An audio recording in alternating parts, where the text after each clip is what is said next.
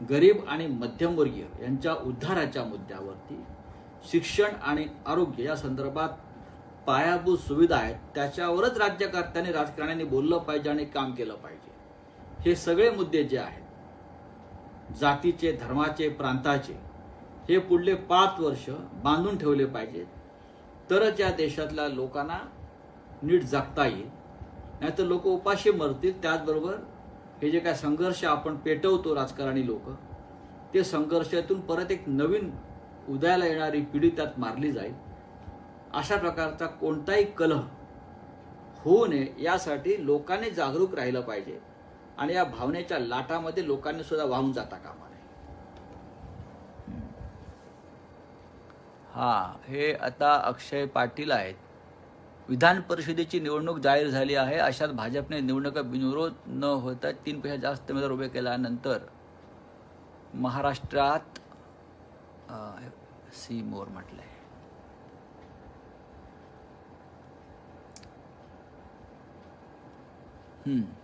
आणि आता शेवटी हा विरोधी पक्षानं सुद्धा एक विधायक भूमिका घेतली पाहिजे आणि निवडणूक होणार नाही अशा प्रकारची त्यांची भूमिका असायला पाहिजे. कारण शेवटी कोणत्याही प्रकारची निवडणूक पुढल्या काही दिवसामध्ये महाराष्ट्राला परवडणार नाही. जर बिनविरोध होणार असेल तर त्यात सगळ्यांचंच हित आहे. पण एकेका गोष्टीसाठी मग शब्द वापरला हेकेखोरपणा, हटवातपणा, हा आता लोकांना आवडणार नाही आणि लोक त्या पक्षाला, नेत्याला धडा शिकवतील.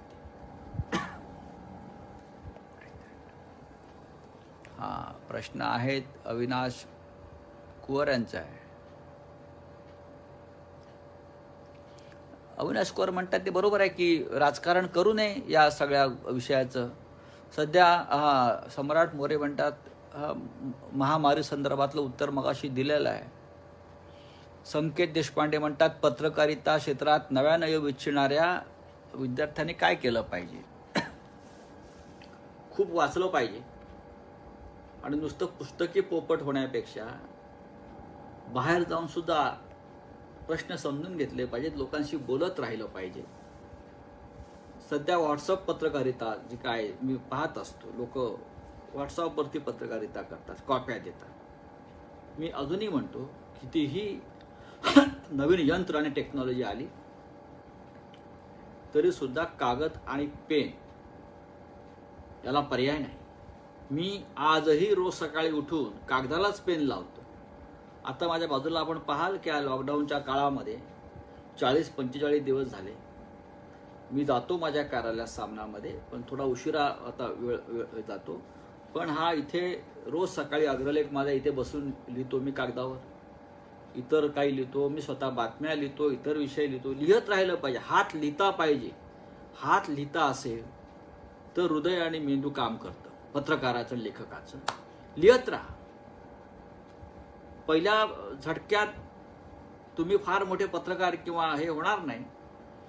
पूर्वीच्या काळामध्ये वृत्तपत्रामध्ये बायलाईन यायला येणं म्हणजे फार मोठं एक पुण्य पदरी लागायचं, संघर्ष करावा लागायचा.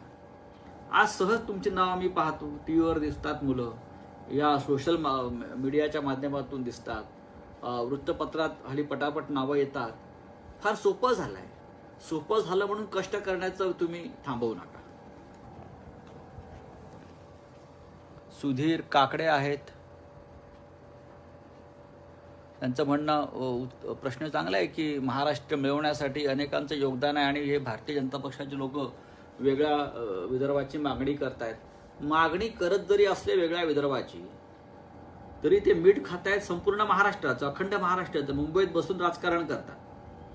आपले जे देवेंद्र फडणवीस आहेत, जे महाराष्ट्राचे 5 वर्ष मुख्यमंत्री होते, ते मुख्यमंत्री होण्याआधी त्यांची भूमिका जी होती ती वेगळ्या विदर्भासंदर्भात, महाराष्ट्र तोडण्यासंदर्भात होती. मग ते राज्याचे मुख्यमंत्री झाले. मग 5 वर्ष ते परत अखंड महाराष्ट्रवादी झाले. आता ते राज्याचे मुख्यमंत्री नसल्यामुळे परत ते अशा एखाद्या आंदोलनाला चालना देऊ शकतात. पण हे ढोंग आहे. महाराष्ट्र अखंड राहण्यातच सगळ्यांचं हित आहे. विदर्भातल्या जनतेला सुद्धा महाराष्ट्राबरोबर राहायचं आहे. पण हे राजकारण्यांचे खेळ आहेत, त्यांच्या चुली पेटत राहिला पाहिजे म्हणून ते अशा प्रकारे आगी लावण्याचा प्रयत्न करतात. आज उत्तर प्रदेश नंतर महाराष्ट्र हे सर्वाधिक खासदार असलेलं राज्य आहे, लक्षात घ्या. आणि हे मोठं राज्य असल्यामुळे, आपल्या खासदारांची संख्या 48 असल्यामुळे महाराष्ट्रातल्या अनेक लोकांना केंद्रामध्ये मोठ्या पदांवरती स्थान मिळतं. आज विदर्भात नितीन गडकरी आहेत बघा, तिकडे संजय धोत्रे आहेत, त्यानंतर इतर सुद्धा खूप लोक केंद्रातले कायम मोठ्या मोठ्या केंद्रातल्या पदांवरती. प्रफुल्ल पटेल होते अनेक वर्ष. महाराष्ट्र मोठा असल्यामुळे महत्वाची खाती, महत्वाची पदं ही विदर्भातल्या जनतेला सुद्धा मिळतात आणि इतर राज्यातल्या प्रमुख लोकांना मिळतात. हे कोणीही विसरू नये. देवेंद्र फडणवीस 5 वर्ष राज्याचे मुख्यमंत्री होते ना, त्यांना कोणी म्हणालं की तुम्ही वेगळा विदर्भवाले आहात किंवा काय आहात, असं नसतं. महाराष्ट्रात राहण्यातच सगळ्यांचं हित आहे.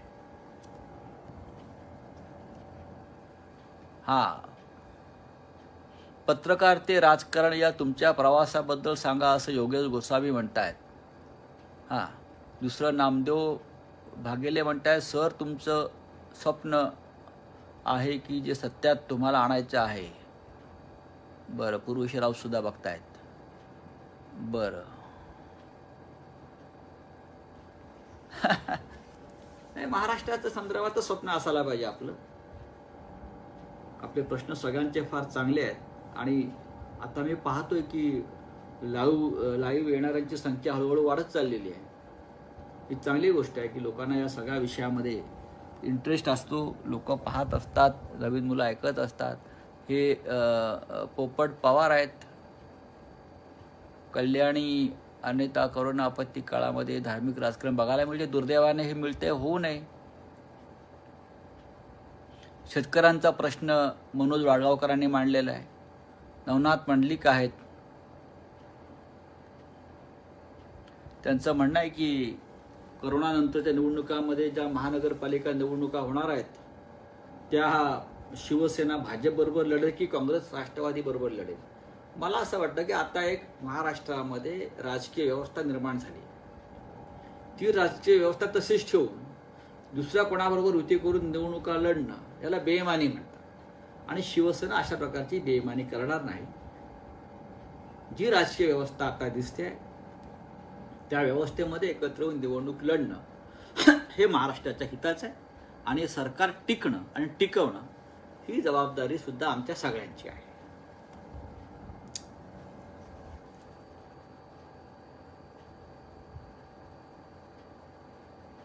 हे संदीप वायडे आहेत, त्यांनी शेतकऱ्यांचा प्रश्न मांडला आहे.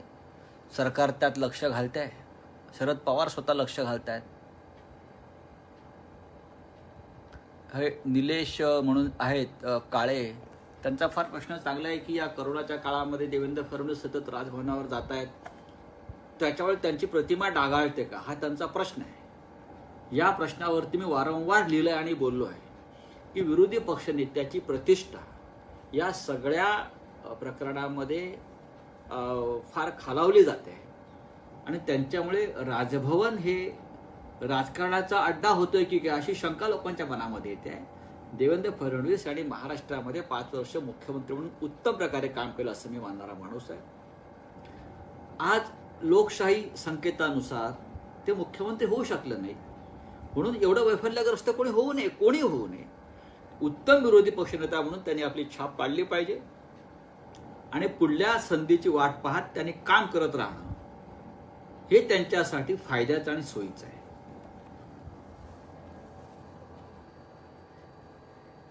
संजय तांबे पाटील, धन्यवाद. आपण माझ्याविषयी 2 शब्द चांगले म्हटलेले आहेत.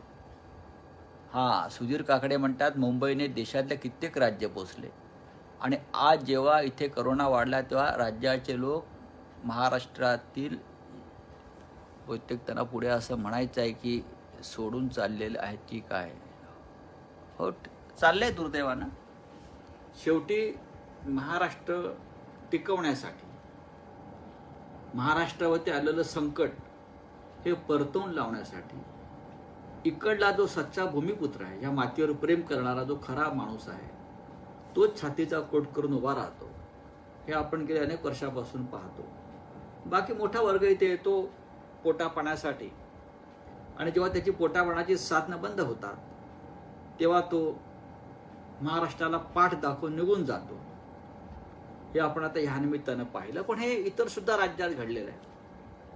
अनेक राज्यातून जे स्थलांतरित मजूर वर्ग आणि कामगार वर्ग होता तो निघून गेला आहे. कारण त्यांच्या पुढे इथे आता पोटापाण्याचे प्रश्न निर्माण झाले, साधनं कमी होताना दिसत आहेत. त्याच्यामुळे ते आपापल्या गावी जात असतील तर त्यांच्यावरती टीका करण्यात काय अर्थ नाही. हा एक मानवी स्वभाव आहे.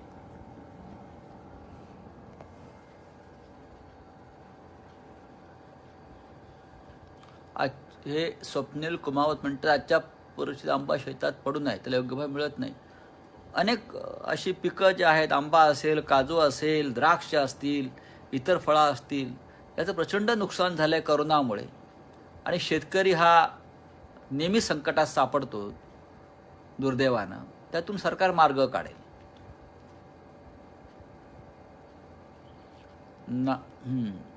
नागेशचा सुद्धा प्रश्न चांगला आहे. हे भरत कोल्हे सुद्धा विचारतायत, त्यानंतर शेळके विचारतायत, परमेश्वर निकम काय कसं.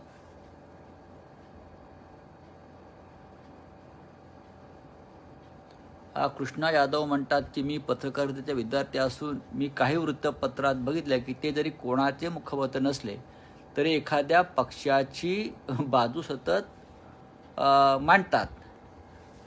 असं आहे की शेवटी अलीकडे सगळे वृत्तपत्रांची मालकी जी आहे ही राजकीय नेत्यांकडेच आहे किंवा उद्योगपती जे आहेत मोठे मोठे त्यांच्या मालकीचे वृत्तपत्र आहेत. आणि उद्योगपती हे राजकीय व्यवस्थेला धरून असतात. कारण त्यांचा उद्योग फक्त वृत्तपत्रा नसतो. वृत्तपत्राच्या निमित्तानं त्यांचे इतर उद्योग त्यांना सांभाळायचे असतात. वृत्तपत्र हे त्यांचं एक कवच कुंडलासारखं वापरतात. काही वृत्तपत्र अशी आहेत ती फक्त आपली भूमिका, मग ठीक आहे आमची एक भूमिका आहे, सामनाची असेल किंवा अन्य कोणाची असेल, केसरीची होती, मराठाची होती. आम्ही मुखपत्र म्हणून काम करताना सुद्धा लोकांचे प्रश्न मांडण्याचा प्रयत्न करतो, सामान्य माणसाचा आवाज उठवण्याचा प्रयत्न करतो. आणि आम्ही आमच्या भूमिका मुखपत्राच्या कधी लपवलेल्या नाहीत. पण काही वृत्तपत्र ही जाहीरपणे मुखपत्र नसतात, पण ती सत्ताधाऱ्यांची छुपी मुखपत्र म्हणून काम करतात. हे आज देशात सर्वत्र चालू आहे. कारण मी आज विधानसभेत बघतो, पार्लमेंटमध्ये बघतो, वृत्तपत्रांचे अनेक मालक, अनेक बडे पत्रकार स्वतःला मानतात, हे एखाद्या राजकीय पक्षाचं पाठिंबा घेऊन संसदेमध्ये पोहोचतात. त्याचा अर्थ तुम्हाला निपक्ष म्हणता येणार नाही. एका राजकीय विचारानं आपण काम करता, राजकीय पक्षाचे फायदे आपण घेता. हे आता जलाल तांबोळींचा प्रश्न पत्रकारितेविषयी सध्या लोकांना घाबरून सोडलं जात आहे, सत्य आहे. भागवत सुनीता म्हणतात राज्यपाल जी भूमिका घेत आहेत त्याबद्दल काय सांगाल. मगाशी मी सांगितलं, राज्यपालानं घटनेच्या चौकटीत राहूनच काम करावं.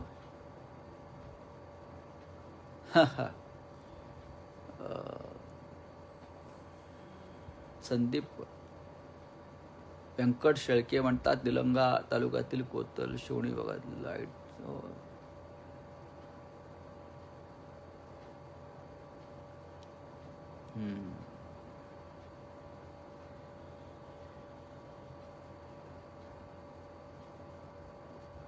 वेदांत कुलकर्णी म्हणतात राज्यपालांवर बोला, माझं बोलून झालंय, सतत बोलतोय मी.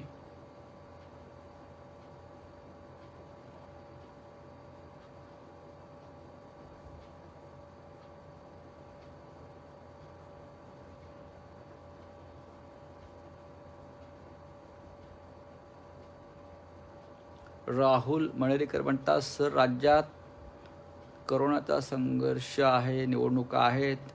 आदित्य निलग्र म्हणतात हो हो बरोबर आहे, हा महाराष्ट्र सगळ्यांचा आहे. अनेक प्रश्न येत आहेत, त्या प्रश्नाचा रोग साधारण सारखाच आहे. हर्षवर्धन विघ्ने म्हणतात तुम्हाला BJP आणि आघाडीसोबतच्या अलायन्समध्ये मुख्यत्वे काय फरक जाणवतो. नक्कीच फरक जाणवतो. काही म्हटलं तरी भारतीय जनता पक्ष आणि शिवसेनेची वैचारिक भूमिका ही जुळणारी होती. हिंदुत्वाचा विचार होता त्या सगळ्यात. त्याच्यामध्ये 25 वर्ष आम्ही एकत्र काम केलं, पण ती पिढी वेगळी होती. एकमेकाला समजून काम करत होतो. त्यातून काही स्वार्थी राजकारणाचा जो उदय झाला त्याच्यातून युती तुटली, शब्द पाळले गेले नाहीत. पण त्यानंतर आता उद्धव ठाकरे मुख्यमंत्री आहेत आणि काँग्रेस, राष्ट्रवादी आणि शिवसेना हे भिन्न विचाराचे 3 पक्ष एकत्र येऊन सरकार आज महाराष्ट्रात काम करते. आणि आपण पाहिलं असेल 3 पक्षामध्ये कोणतीही कुरबुर नाही, अत्यंत शिस्तीमध्ये एकमेकांचा आदर ठेवून 3 पक्ष काम करतायत. टीका टिप्पणी नाही कोणावर, लाथाळ्या नाहीत, एकमेकांचं पाय ओढणं, खेचणं, खतम करणं राजकारणातून एकमेकांना, अशा प्रकारचं काही न करता या संकट काळामध्ये 3 पक्षांचे नेते, 3 पक्षांचे आमदार, 3 पक्षांचे मंत्री हे एकत्र तुम्हाला काम करताना दिसतात. हा फरक आहे 2 आघाड्यांमधला. कुरघोड्या नाहीत, तर शोध प्रतिशोधाची भावना नाही.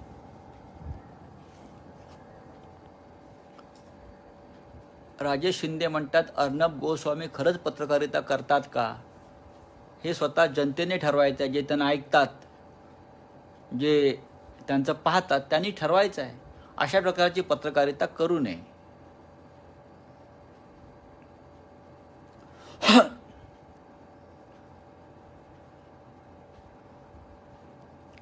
ज्योत्स्ना चव्हाण कामगार दिनावरती विचारतायत. कामगारांचा प्रश्न दिवसेंदिवस गंभीर होत चाललाय, विशेषतः या लॉकडाऊन नंतर. मग मराठवाडा असेल, विदर्भ असेल, मुंबई असेल, प्रत्येक ठिकाणी MIDC असतील, औद्योगिक वसाहती असतील, मोठ्या कंपन्या असतील, जवळजवळ बंद आहेत. आणि लॉकडाऊन उठल्यावर सुद्धा ह्यापैकी किती लोकांना त्यांच्या मूळ कामाच्या जागी रोजगार मिळेल याच्याविषयी आता खात्रीनं कोणी सांगू शकत नाही. अशा वर्गासाठी हा जो मध्यमवर्गीय वर्ग आहे तो सगळ्यात जास्त संकटात आहे. आणि या मध्यमवर्गीयांसाठी एक वेगळी योजना केंद्र सरकारनं पॅकेज जाहीर करावं अशी माझ्या सरकारची भूमिका आहे. गरिबी हटाव, या गरिबी हटावची व्याख्या वेगळी आहे. गरिबांची व्याख्या नीती आयोगानं फार वेगळी केली आहे. आता त्यांच्यामध्ये मध्यमवर्गीयाची भर पडेल लॉकडाऊन नंतर, त्यांचा विचार करणं गरजेचं आहे.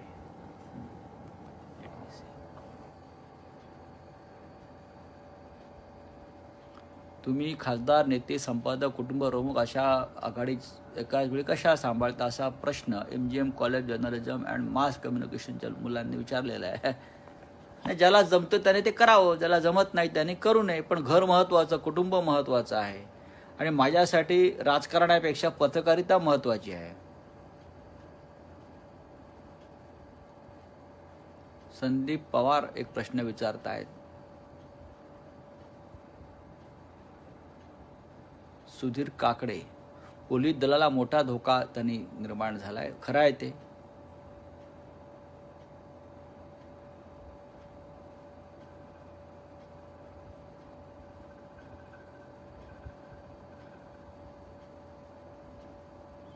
रवींद्र कदम म्हणतात, काही स्वार्थी लोकांनी शेतकऱ्यांची दिशाभूल केली असं आपणास वाटतं का?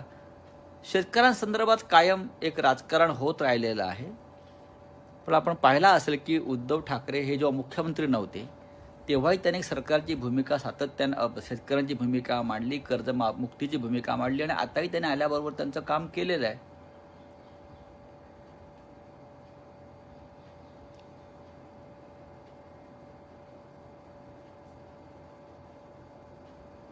सुधीर काकडे विचारतात, भविष्यात पोलीस भरतीबद्दल काही विचार होणार आहे का? याचा निर्णय मंत्रिमंडळानं घ्यायचा आहे. सरकारच्या वतीनं मी बोलणं बरोबर नाही अशोक.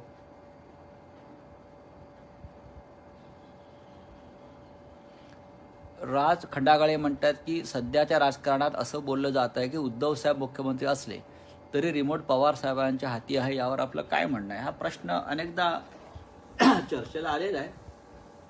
पण महाराष्ट्रामध्ये अशा प्रकारचा कोणताही रिमोट कंट्रोल कोणाच्या हातात नाही जे उद्धव ठाकरे यांना ओळखतात. तर मी खात्रीने सांगू शकतो की उद्धव ठाकरे हे कोणत्याही दबावाखाली काम करणारे नेते नाही. आणि शरद पवार हे असे नेते आहेत या देशातले की ते कधीही सरकारच्या कामामध्ये अव्यवहारी हस्तक्षेप करत नाहीत. ते त्यांच्या भूमिका मांडतील, त्यांच्या सूचना करतील. पण रिमोट कंट्रोल ठेवून सरकार चालवण्याचा स्वभाव हा माननीय शरद पवारांचा कधीही नव्हता. संसदीय लोकशाही पद्धतीवरती प्रचंड विश्वास आणि श्रद्धा असलेला हा नेता आहे आणि हे सरकार आणण्यामध्ये त्यांचं योगदान आहे. हे सुद्धा नाकारता येणार नाही. आणि हे सरकार उत्तम प्रकारे चालले. अर्थात पवारसाहेब ज्या शिखरावरती आहेत राजकारणाच्या, त्यांचं मार्गदर्शन हे त्यांच्या अनुभवातून आम्हाला मिळत असतं, उद्योजन मिळत असतं आणि ते आम्ही स्वीकारत असतो.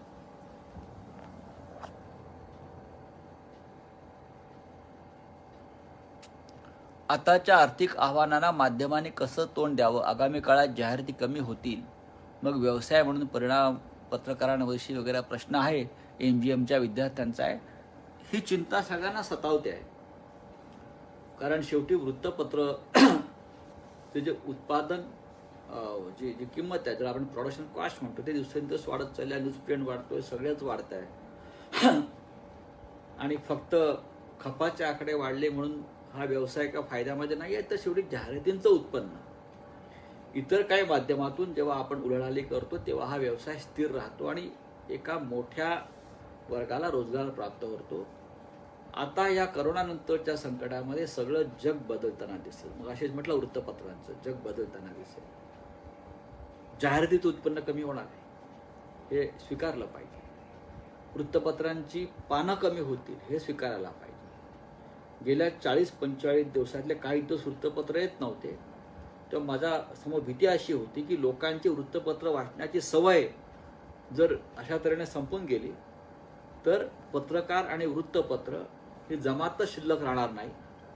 पण मला वाटतं की अशी संकट येत असतात, यातून हळूहळू आपण पुन्हा एकदा गरुड झेप घेऊ. कारण वृत्तपत्रानेच हा देश निर्माण केला, महाराष्ट्र निर्माण केला, समाज जिवंत ठेवला. तो अशा प्रकारे सहज नष्ट होणार नाही.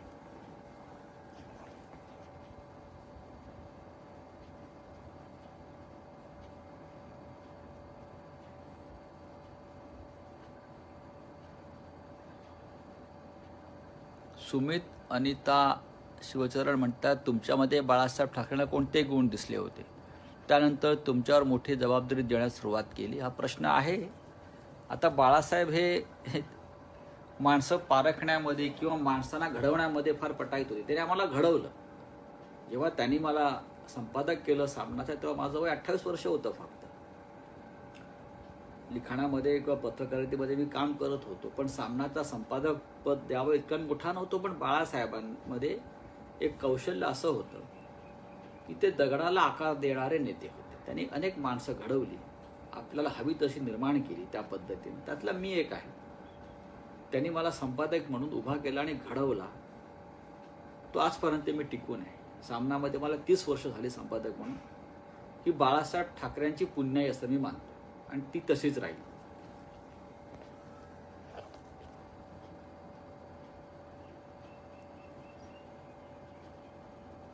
संजय तांबे पाटील यांनी शेतकऱ्यांचा प्रश्न मांडलेला आहे. खरं आहे. आणि मगाशी आपण याच्यावरती उत्तर दिलं आहे की सरकारनं या विषयात गंभीरपणे लक्ष घातलं पाहिजे. मला असं वाटतं आता हळूहळू त्याच प्रकारचे प्रश्न पुन्हा पुन्हा येत आहेत. अभय कुलकर्णी म्हणतात, एक संपादक म्हणून तुम्हाला सामना सोडून कोणती इतर वर्तमानपत्र आवडतात, मराठी, इंग्रजी आणि का? एक संपादक म्हणून मी प्रत्येक वृत्तपत्र चालतो. मला कोणत्याही वृत्तपत्राचं वावडं नाही आणि कोणत्या विचाराचं वावडं नाही. मुंबईसारख्या शहरामध्ये येणारं प्रत्येक इंग्रजी, हिंदी आणि मराठी वृत्तपत्र मी आवर्जून पाहतो, चालतो. कारण अनेक साधी वृत्तपत्र सुद्धा उत्तम बातम्या आणि मजकूर देत असतात आणि त्यातून संपादकाने किती जुना असला तरी त्यातून शिकलं पाहिजे असं मी समजतो. कारण लहान लहान वृत्तपत्रामध्ये सुद्धा अनेक चांगले पत्रकार, रिपोर्टर काम करतात. त्यांना मोठ्या वृत्तपत्रात जायची संधी मिळत नाही. अनेकदा तिथे ते चमकत असतात. आणि वृत्तपत्र फक्त अनेक वृत्तपत्र अशी आहेत की ते खरोखर पत्रकारिता करत नाही. जिल्हा स्तरावर, तालुका स्तरावर, गाव स्तरावर काही 4 पानं छापतात, पत्रकार म्हणून मिरवतात. ही पत्रकारिता काय मला मान्य नाही आणि या पत्रकारितेला मी अजिबात महत्त्व देत नाही.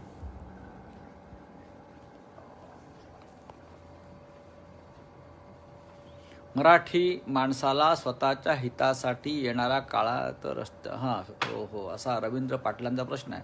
मराठी माणसाला कायम रस्त्यावरती उतरावं लागलं, पण भविष्यात म्हणण्यापेक्षा आता वर्तमान काळामध्ये उद्धव ठाकरे राज्याचे मुख्यमंत्री आहेत.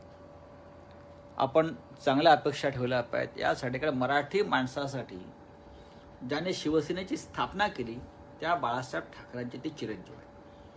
त्याच्यामुळे मराठी हित त्यांच्याकडून डावललं जाणार नाही. या संदर्भात आपण विश्वास बाळगायला पाहिजे आणि आम्ही सतत अनेक प्रश्नावर त्यांच्याशी बोलत असतो.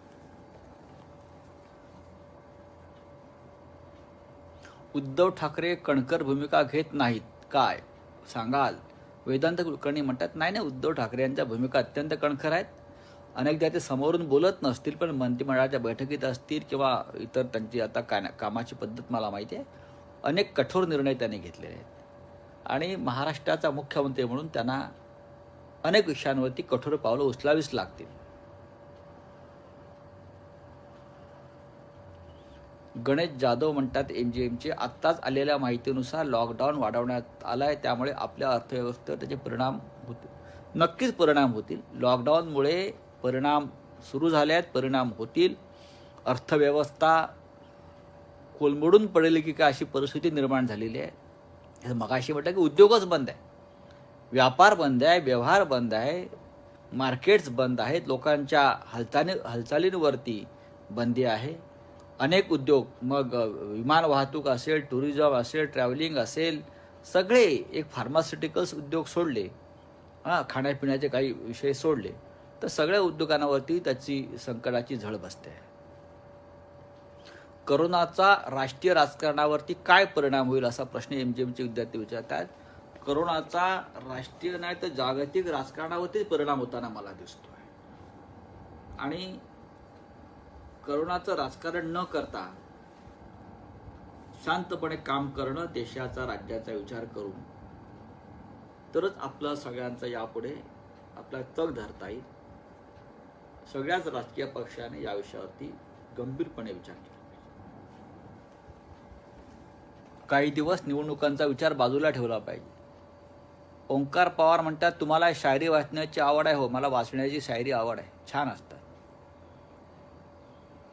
तुषार हेगडे म्हणतात की आपण 3 पक्ष एकत्र आणण्यासाठी मोठी भूमिका बजावली.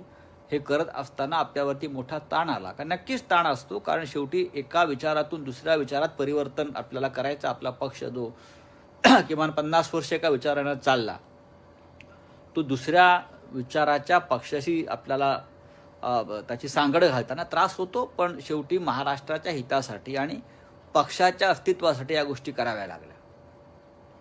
सुधीर काकडे धार्मिक द्वेष वाढवणाऱ्या लोकांबद्दल काय करावं विचारतात. गृह खात्यानं कारवाई करायला पाहिजे. मला असं वाटतं महाराष्ट्राचे गृहमंत्री अनिल देशमुख आणि संपूर्ण गृह खातं त्या बाबतीत अत्यंत कठोरपणे काम करत आहे. हे आपण पालघरच्या प्रकरणात पाहिलं असेल.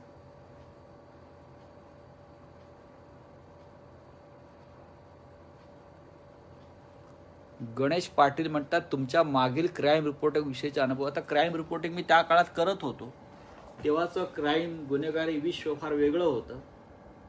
आजच्यासारखं नाही. आज क्राईम नाही, आज चिटिंग आहे फक्त. पण असं तो विषय आता इतक्या लहान वेळेत चर्चेचा नाही आहे.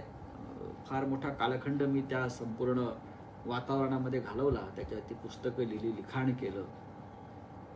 आता हे नवीन क्राईम रिपोर्टिंग मी पाहत असतो. ते क्राईम रिपोर्टिंग कमी आणि पोलीस रिपोर्टिंग जास्त आहे.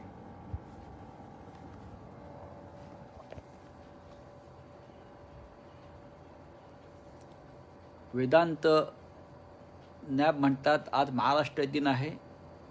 बेळगावला तुम्ही काही दिवसापूर्वी दौरा केला होता, एक सकारात्मक ऊर्जा त्या ठिकाणी तुमच्या. नक्कीच बेळगावला मी जाऊन आलो. तिकडले जे कार्यकर्ते आहेत, मराठी माणसं आहेत, निदान त्यांच्या दुःखावरती फुंकर मारता येतं, त्यांना एक प्रेरणा आणि ऊर्जा देता येते की महाराष्ट्र तुमच्या पाठीशी आहे. आणि उद्धव ठाकरे मुख्यमंत्री असल्यामुळे नक्कीच महाराष्ट्र त्यांच्या पाठीशी ठामपणे उभा आहे असं मला म्हणता येईल. अरे वा, राठोड साहेबांनी आभार मानले सरांनी, धन्यवाद.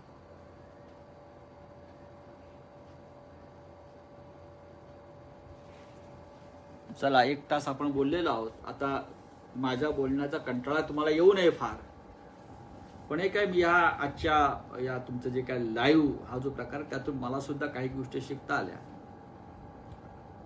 पुन्हा आपण केव्हा तरी या माध्यमातून भेटू किंवा मी आपल्या कॉलेजला येऊन आपल्याशी बोलेन. खूप विद्यार्थी या माध्यमातून आज जोडले गेले. त्यांचे काही प्रश्न मला समजून घेता आले. मी आपल्या MGM संस्थेचे आभार मानतो. प्राध्यापक विवेक राठोड असतील, रेखा शेळके मॅडम आहेत, त्यांना मी ओळखतो.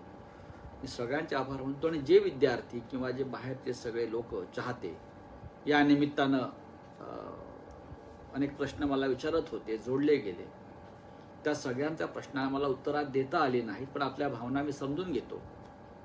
आणि खरं म्हणजे माझी इच्छा नव्हती अशा प्रकारे वार्तालाप करण्याची, पण मलाही असं म्हटलं की लॉकडाऊनमुळे आपण सुद्धा आपापल्या घरामध्ये आहात, आपले शाळा कॉलेजचे वर्ग चालू नसतील, आपण कंटाळलेला असाल, ह्या निमित्तानं थोडं आपलं मन आणि मेंदू मोकळा होईल म्हणून मी ठरवलं की ठीक आहे, या माध्यमातून मी आपल्याशी संवाद साधतो. धन्यवाद. जय हिंद, जय महाराष्ट्र.